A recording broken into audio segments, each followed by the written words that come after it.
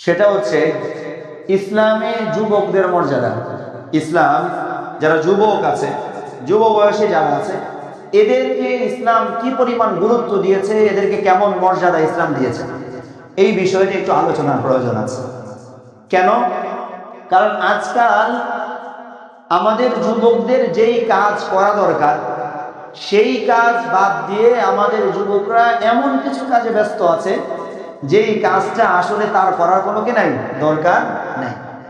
এটা হওয়ার অন্যতম কারণ হচ্ছে গিয়ে ওই যুবক আসলে তার নিজের মর্যাদা সম্পর্কে কিনা ওয়াকিফ হন না। সে আসলে বলতে পারছে না যে ইসলাম আমাকে কতটা গুরুত্ব দিয়েছে, দিন ঈমান ইসলামের জন্য আমি কত বড় রোল প্লে করতে পারি, কত গুরুত্বপূর্ণ দায়িত্ব আমি পালন করতে পারি। এই বিষয়টা আমাদের যুবক এবং তরুণরা ভুলে যাওয়ার কারণে আমাদের সমাজের আজকে এই অবস্থা যে সমগ্র পৃথিবীতে মুসলমানরা নির্যাতিত, আর আমাদের যুবকরা খেল তামাশা ইত্যাদির পিছনে কি আছে, পড়ে আছে।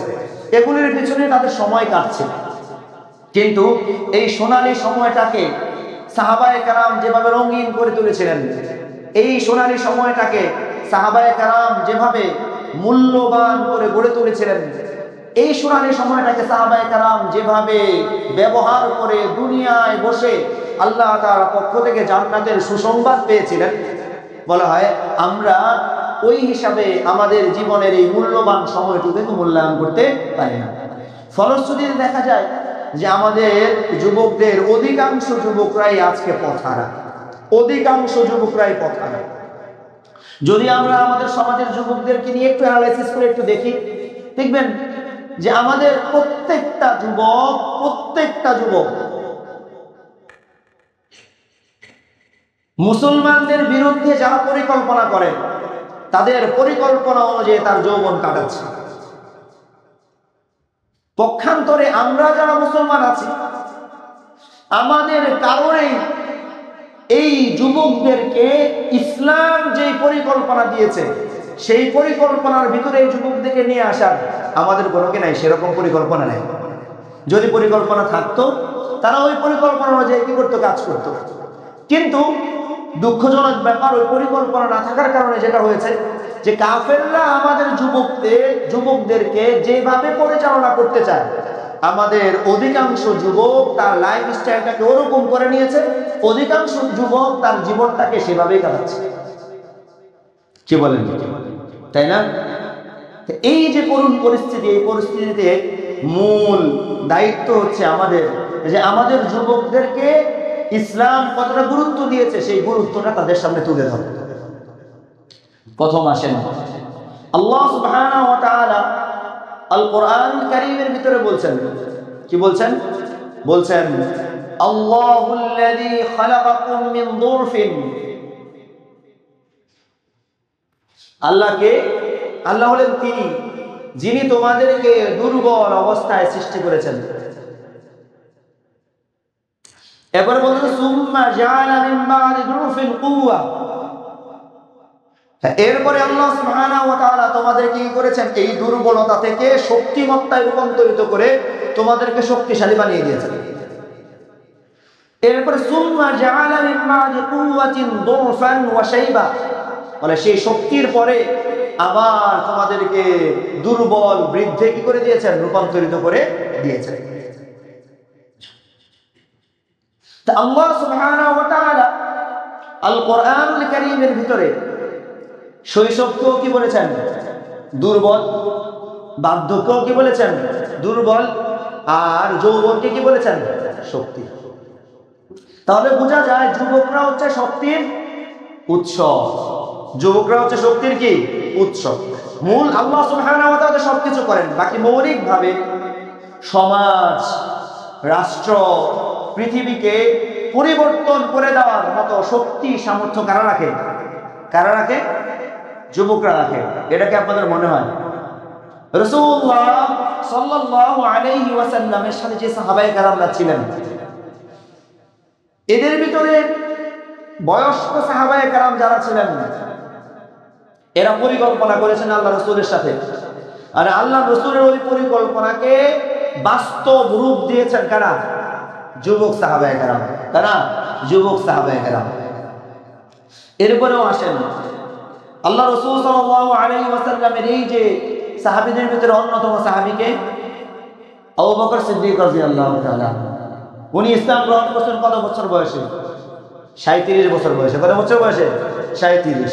37 বছরেও মানুষ কি থাকে? যুবক থাকে। 40-এর পরে গিয়া অন্য হিসাব। 37 বছর বয়সে পূর্ণ হয়েছে। ওমর রাদিয়াল্লাহু আনহু কত বছর বয়সে? 26 বছর বয়সে। কত বছর? 26 বছর বয়সে কি করেছেন? ইসলাম গ্রহণ করেছেন। আলী রাদিয়াল্লাহু তাআলা 10 বছর বয়সে। কত বছর বয়সে? 10 বছর বয়সে ইসলাম গ্রহণ করেছেন। ওসমান রাদিয়াল্লাহু তাআলা 20 বছর বয়সে ইসলাম গ্রহণ করেছেন। আবু উবাইদা ইবনুল জাররাহ রাদিয়াল্লাহু তাআলা আনহু 32 বছর বয়সে ইসলাম গ্রহণ করেছেন। আব্দুর রহমান ইবনে আউফ রাদিয়াল্লাহু তাআলা আনহু 30 বছর বয়সে ইসলাম গ্রহণ করেছেন। যায়েদ ইবনে হারেসা আল্লাহ রাসূলের পালক পুত্র, উনি কত বছর বয়সে? 30 বছর বয়সে ইসলাম গ্রহণ করেছেন। সুহাইব রুমি রাদিয়াল্লাহু তাআলা আনহু উনি 19 বছর বয়সে ইসলাম গ্রহণ করেছেন। তালহা ইবনে উবাইদুল্লাহ আল্লাহর রাসূলের অন্যতম একজন সাহাবী, কে? উনি 17 বছর বয়সে ইসলাম গ্রহণ করেছেন। ওনার ব্যাপারে একটু বলি, উনি কে? তালহা ইবনে উবাইদুল্লাহ। তালহা ইবনে উবাইদুল্লাহ হলেন ওই সাহাবী যে সাহাবী উহুদ যুদ্ধের সময় রাসূলুল্লাহ সাল্লাল্লাহু আলাইহি ওয়াসাল্লামের সামনে কি করেছেন? বরফের মতো কি করেছেন? নিজেকে দাঁড় করিয়ে দিয়েছেন। রাসূলুল্লাহ সাল্লাল্লাহু আলাইহি ওয়াসাল্লাম যখন যুদ্ধের কঠিন পরিস্থিতিতে পাহাড়ের এক পাশে গিয়ে পাথরের পেছনে আড়ালে কি করেছেন? আড়ালে গিয়ে আল্লাহ রাসূল কি করেছেন?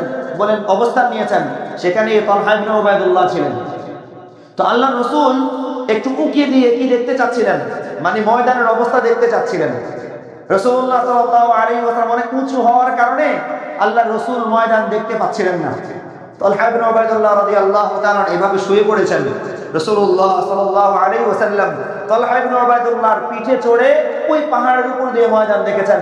দেখার পর আল্লাহ রাসূল বলেন আওজাবা তালহা, তালহা জান্নাতকে ওয়াজিব করে নিয়েছে। বয়স কত? ইসলাম গ্রহণ করেছেন কত বছর বয়সে? 17 বছর বয়সে। কি বলছে? আওজাবা তালহা, তালহা তার জন্য জান্নাতকে ওয়াজিব করে নিয়েছে। ও ভাই, আমি এবং আপনি একবার বলেন তো এমন কোন আমল করতে পারছে যুবক বয়সে যেখানে আল্লাহ তাআলা বলবে যে আমার এই বান্দা, এই যুবক কি করেছে? তার জন্য জান্নাত ওয়াজিব করে নিয়েছে। বুঝতে পারছেন? এবার আসেন জুবাইর ইবনে আওয়াম রাদিয়াল্লাহু তাআলা আনহু, উনি 16 বছর বয়সে ইসলাম গ্রহণ করেছেন। এবার আসেন সাদ ইবনে আবি ওয়াক্কাস রাদিয়াল্লাহু তাআলা, কি চিনে না? এরকম কোনো মুসলমান থাকার কথা না। সাদ ইবনে আবি ওয়াক্কাস রাদিয়াল্লাহু তাআলা সাহাবায়ে কেরামের ভিতরে অন্যতম বীর কি ছিলেন? একজন সাহাবী ছিলেন। আল্লাহর রাসূলের অনেক কাছের একজন কি ছিলেন? সাহাবী ছিলেন। তিনি ইসলামের জন্য সর্বপ্রথম কি করেছেন? তীর নিক্ষেপ করেছেন। ইসলামের জন্য সর্বপ্রথম তীর নিক্ষেপকারী সাহাবার নাম কি? সাদ ইবনে আবি ওয়াক্কাস রাদিয়াল্লাহু তাআলা আনহু। উনি যখন ইসলামের জন্য সর্বপ্রথম তীর নিক্ষেপ করেন, ওই সময় ওনার বয়স ছিল 17 বছর। কত বছর বয়স ছিল না? উনি 17 বছর বয়সে ইসলামের জন্য সর্বপ্রথম তীর কি করেছেন? নিক্ষেপ করেছেন। আল্লাহু আকবার কাবীরা। মুসআব ইবনে উমাইর রাদিয়াল্লাহু তাআলা আনহু, মুসআব ইবনে উমাইর রাদিয়াল্লাহু তাআলা আনহু, আল্লাহু আকবার কাবীরা। উনি হলেন আল্লাহর রাসূল যাকে মক্কা থেকে মদিনায় আল্লাহর রাসূল যে দূত পাঠিয়েছেন দাওয়াত দেওয়ার জন্য, যাদেরকে পাঠিয়েছেন, সর্বপ্রথম দাওয়াতি কাফেলার কি ছিলেন? প্রধান মুসআব ইবনে উমাইর রাদিয়াল্লাহু তাআলা আনহু। তার হাতে উসাইদ ইবনে হুযাইর, সাদ ইবনে মুআজ, সাদ ইবনে উবাদা সহ আনসার গোত্রের বড় বড় গোত্র প্রধান যারা ছিল সবাই ইসলাম গ্রহণ করেছে। অধিকাংশ আল্লাহ রাসূল মদিনা যাওয়ার আগে তারা কি করেছে? ইসলাম গ্রহণ করেছে। তো মুসআব ইবনে উমাইর রাদিয়াল্লাহু তাআলা আনহু খুব অল্প বয়সে, একদম অল্প বয়সে, সম্ভবত উনি শাহাদাত বরণ করেন যখন, ওই সময় ওনার বয়স 40 পার হয় নাই। কি পার হয় নাই? 40 পার হয় নাই। আল্লাহু আকবার কাবীরা। মুআজ ইবনে জাবাল রাদিয়াল্লাহু তাআলা আনহু, নাম শুনছেন? শুনছেন না? কে মুআজ ইবনে জাবাল রাদিয়াল্লাহু বলতে পারেন? মুআজ ইবনে জাবাল রাদিয়াল্লাহু তাআলা ওই সাহাবী, যেই সাহাবী কিয়ামতের মাঠে উলামায়ে কেরামের যেই দল হবে, ওই দলের পতাকাবাহী হবেন। ওই দলের কি হবেন? মানে সমস্ত উলামায়ে কেরাম যারা থাকবেন ওই দলের পতাকাবাহী কে হবেন? মুআয ইবনে জাবাল রাদিয়াল্লাহু তাআলা আনহু, উনি ইসলাম গ্রহণ করেছেন 18 বছর বয়সে, শাহাদাত বরণ করেছেন 33 বছর বয়সে। কত বছর বয়সে? কত বছর? 18 থেকে 33 বছর। কতদিন সময়? 15 বছর। এই 15 বছরে মুআয ইবনে জাবাল রাদিয়াল্লাহু তাআলা কি ছিলেন জানেন? মুআয ইবনে জাবাল রাদিয়াল্লাহু তাআলা আনহুকে আল্লাহ রাসূল সাল্লাল্লাহু আলাইহি ওয়াসাল্লাম তার হাতে ধরছেন, এইভাবে হাতে ধরছেন, এইভাবে হাতে ধরছেন, এইভাবে হাতে ধরছেন, হাতে ধরে হাত বুকে লাগাইছেন। বুকে লাগায় বলতেছেন আল্লাহ রাসূল, ইয়া মুআয ইন্নী উহিব্বুকা ফিল্লাহ, ও মুআয আমি তোমাকে আল্লাহর জন্য ভালোবাসি। ও মুআয আমি তোমাকে কার জন্য ভালোবাসি? কি এমন করেছেন মুআয ইবনে জাবাল? একটু ভাবেন তো। 18 বছর বয়সে ইসলাম গ্রহণ করতেন, 33 বছর বয়সে শাহাদাত বরণ করেছেন। এই সামান্য 15 বছর বয়সে, সামান্য 15 বছর বয়স কি পাইছেন? হায়াত পাইছেন, পুরাটা যৌবন, একদম টকবগে কি যুবক, টকবগে যুবক। এই পুরা যৌবনটাতে এমন ভাবে কাজ করেছেন ইসলামের জন্য, আল্লাহর রাসূল তার হাত ধরে তাকে বলছেন, ইয়া মুআয ইন্নী উহিব্বুকা ফিল্লাহ, ও মুআয আমি তোমাকে আল্লাহর জন্য ভালোবাসি। ও আমার যুবক ভাইরা, একবার বুকে হাত দিয়া বলেন তো, একবার বুকে হাত দিয়া বলেন তো, আপনি এমন কিছু কি বলতে পেরেছেন? ধরেন আল্লাহর রাসূল জীবিত, আল্লাহর রাসূল জীবিত, ওই সময় আপনি দুনিয়ায় আসছেন, আর আপনি এই সামান্য 15 বছর বয়স হায়াত পাইছেন। ওই সময় আপনি আল্লাহর রাসূলের এই ভালোবাসা, আল্লাহ রাসূল আল্লাহর জন্য আপনাকে ভালোবাসে, এই ভালোবাসা পাওয়ার জন্য, ভালোবাসার উপযুক্ত হওয়ার মতো আমল কি আপনি করতে পারছেন? নিজেকে একবার জিজ্ঞেস করেন, যারা যুবক আছেন, একবার ভাবেন করতে পারছেন কিনা। যদি আমরা করতে না পারি, তাহলে আমরা মুসলিম যুবকদের যেমন হওয়া দরকার ওই রকম আমরা হইতে পারি নাই। আল্লাহু আকবার কাবীরা। এবার আসেন,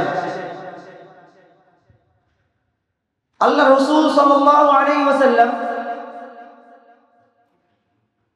যুবকদেরকে অনেক বেশি মহব্বত করতেন। আল্লাহ তাআলাও যুবকদেরকে অনেক বেশি কি করেন? মহব্বত করেন। রাসূলুল্লাহ সাল্লাল্লাহু আলাইহি ওয়াসাল্লাম এক হাদিসে বর্ণনা করেন, ইন্নাল্লাহা লা ইউজিবু মিনাশ শাবাব, আল্লাহ সুবহানাহু ওয়া তাআলা ওই যুবককে অনেক বেশি পছন্দ করেন, আল্লাযী লাইসাত লাহু সাবওয়া, যে ব্যক্তি, যেই যুবক তার যৌবনে পথ হারায় না। কি হারায় না? যে যুবক তার যৌবনে কি হারায় না? পথ হারায় না। সাবওয়াতুন মানে ইনহিরাফ, মানে কি করা? যে যেই পথে ইসলামের চলা দরকার এইদিকে না চলে এদিক সেদিক চলে না, আল্লাহ সুবহানাহু ওয়া তাআলা ওই যুবককে অনেক বেশি কি করেন? ভালোবাসেন। রাসূলুল্লাহ সাল্লাল্লাহু আলাইহি ওয়াসাল্লাম বলেছেন, সাবআতুন যুযিল্লুহুমুল্লাহ ইয়াওমা লা যিল্লা ইল্লা যিল্লুহ, আল্লাহ সুবহানাহু ওয়া তাআলা 7 শ্রেণীর লোককে কি করবেন? আর ছায়া নিচে কি করবেন? স্থান দিবেন। তো সেই জায়গায় আল্লাহ রাসূল কাদের কথা বলেছেন? শাবুন নাশাআ ফি ইবাদাতিল্লাহ, এক শ্রেণী হলো ওই যুবক, যেই যুবক নাশাআ ফি ইবাদাতিল্লাহ, তার যৌবনটা আল্লাহর ইবাদতে কাটাইছে। কি বলছে? একবার চিন্তা করেন তো ভাই, একবার ভাবেন, আরশের ছায়া দিয়ে যারা স্থান দিবে এরা বিশেষ কিছু না? কি বলেন? 7 শ্রেণী বিশেষ কিছু না এরা? এর বাইরেও তো জান্নাতি থাকবে নাকি থাকবে না? থাকবে। এরা হলো বিশেষ কিছু। এই বিশেষ শ্রেণীর ভিতরে আল্লাহ সুবহানাহু ওয়া তাআলা কোন যুবকদেরকে অন্তর্ভুক্ত করছেন? কোন যুবকদেরকে বলেন? যারা তার যৌবন আল্লাহর ইবাদতে কাটায় দেয়। শাবুন নাশাআ ফি ইবাদাতিল্লাহ। এই হাদিসে খেয়াল করলে দেখবেন আল্লাহ সুবহানাহু ওয়া তাআলা আরো যে কয়দিন আলোচনা করছেন, অধিকাংশই কাদের কথা বলেন? যুবকের কথাই। আরেকজন কি আছে? তো বলছে রাজুলুন দাআত ইমরাআতুন যাতু মানসাবিন ওয়া জামাল, একজন ব্যক্তি যাকে কি করেছে বলা হয় কেমন? বলা হয় অনেক সুন্দরী, অনেক পদ পদকের অধিকারী নারী কি করেছে? হারাম কাজের জন্য আহ্বান করেছে। এরপরে সে কি করেছে? সে বলেছে যে আমি আল্লাহকে ভয় করি। আমি কাকে ভয় করি? আল্লাহকে ভয় করি। আমি এই মহিলার কাছে কি করবো না, যাবো। বুঝতে পেরেছেন? এইভাবে এখানে খুঁজলে আপনারা দেখতে পাবেন। এরপরে আসেন অন্য হাদিসে আল্লাহ রাসূল বলতেছেন কি? বলতেছেন তোমরা 5টা সময় আসার আগে 5টা সময়ের কি করো? মূল্যায়ন করো। 5 সময় আসার আগে 5 সময়ের কি করো? মূল্যায়ন করো। এখানে কি বলছে? হায়াতাকা ক্বাবলা মাউতিক, তুমি তোমার মৃত্যুর পূর্বে তোমার জীবনটাকে কি করো? মূল্যায়ন করো। মৃত্যুর আগে আগেই জীবনটাকে কি করো? মূল্যায়ন করো। আচ্ছা বলেন তো, এই জীবনের ভিতরে যৌবন আছে না? আছে? কিন্তু আল্লাহ রাসূল সামনে গিয়ে বলতেছেন ওয়া শাবাবাকা ক্বাবলা হারামিক, বার্ধক্যের আগে তোমার যৌবনকে মূল্যায়ন করো। তাহলে বোঝা গেল কি যে আল্লাহ রাসূল সাল্লাল্লাহু আলাইহি ওয়াসাল্লাম এক জায়গায় ব্যাপকভাবে পুরো জীবনের কথা বলে ওই জীবনের বিশেষ একটা অংশকে আলাদা করে দিয়েছেন। সেই অংশটা কোনটা? সেই অংশটা কোনটা? যৌবন। সেই অংশটা হলো যৌবন। ওই শাবাবাকা ক্বাবলা হারামিক, বিশেষ করে তুমি তোমার যৌবনটাকে বার্ধক্যের আগে কি করো? মূল্যায়ন করো। বিশেষ করে তুমি তোমার যৌবনটাকে কিসের আগে? বার্ধক্যের আগে কি করো? মূল্যায়ন করো। কিন্তু আমাদের অবস্থাটা কি হয়েছে বলেন? আমাদের অবস্থাটা এমন দাঁড়াইছে যে আমরা চিন্তাই করি এমন ভাবে, আমাদের চিন্তাটাই এমন যে আর একটু বয়স হোক, বাচ্চা কাচ্চা হোক, ছেলে মেয়েদেরকে বিয়ে দেই, এরপরে আমরা কি করবো ইনশাআল্লাহ আল্লাহর দিকে ফিরে আসবো, ফিরে এসে একটু কি করবো নিজেকে সূর্যে নিবো, তো সব আল্লাহ বিল্লাহ করার জন্য অনেক সময় পাবো। সব যুবক কি সেই সময়টা পায়? সব যুবক কি সেই সময়টা পায়? আপনার চোখের সামনে এমন অনেক যুবক আছে যে যুবক বলেছে যে আগামী সপ্তাহ থেকে নামাজ পড়বো, এই সপ্তাহে তার জিন্দেগি সব শেষ হয়ে গেছে। আছে না ভাই আপনার সামনে এরকম যুবক? আছে না? আপনারা দেখেন নাই? আপনার চোখের সামনে এরকম অনেক যুবক আছে যে যুবক বলছে যে এই বছরটা দোস্ত, এই বছরটা আমার একটু ছাড় দে, ব্যবসাটারে একটু গুছায় নিই, গুছায় নিয়ে ব্যবসাটারে গুছায় নিয়ে আগামী বছর থেকে একেবারে পরিপূর্ণ আল্লাহ তাআলার দিকে ধাবিত হয়ে যাবে। আছে না ভাই? আছে না এরকম? ওই বছর আর সে পায় নাই, ওই বছর আর কি করে না, সে পায় নাই। তো এই জন্য আমার যৌবন, এই যে সময়টা, কারেন্ট টাইমের এই সময়টাকে মূল্যায়ন করা এখনই সময়। আমি আরো বয়স হবে, আরো বুদ্ধি হবে, বুঝবো, ওই সময় করব, এটা চিন্তা করলে আসলে হয়ে ওঠে না। আল্লাহু আকবার কাবীরা। আল্লাহ রাসূল সাল্লাল্লাহু আলাইহি ওয়াসাল্লাম বলেন লা তাজুলু কদামা আবদিন ইয়াউমাল কিয়ামাতি হাত্তা ইসআলা আন আরবাঈন, যে কিয়ামতের দিন কোনো মানুষ 4টা প্রশ্নের উত্তর দেওয়ার আগে, কয়টা প্রশ্নের? 4টা প্রশ্নের উত্তর দেওয়ার আগে তার পা কি করবে না, বলে এক পাও সামনে বাড়াতে হবে না, একদম স্থির দাঁড়ায় থাকতে হবে। এর মধ্যে একটা হলো ওয়ান শাবাবিহি ফিমা আবলা, তুমি তোমার যৌবন কোন জায়গায় শেষ করছো? তুমি তোমার যৌবন কোন জায়গায় শেষ করছো? আবলা ইউবলি ইবলাআন, মানে হলো পুরান করা, কি করা? পুরাতন বানানো। ভাই তুমি তোমার যৌবনটাকে কোন কাজে বিনিয়োগ করে তোমার যৌবনটারে কি করছো? শেষ করছো। বুঝে আসছে? যদি ভাই আমারে আপনারে জিজ্ঞেস করে আল্লাহ সুবহানাহু ওয়া তাআলা, চোখটা বন্ধ করে ভাবেন তো আমি আমার যৌবনটাকে কোন কাজে কাটাইছি? জবাব যদি আল্লাহ চায় এবং চাইবে, হাদিসে আছে, হাদিসে আছে কি করবে? চাইবে। জবাব কিভাবে দেওয়া যাবে বলেন? কি বলবেন? বলবেন আমি আমার যৌবন কি করেছি? নিজে খেলেছি, আরেকজনের খেলা দেখেছি, এরকম করে আমি আমার যৌবন কি করছি? কাটাই দিয়েছি।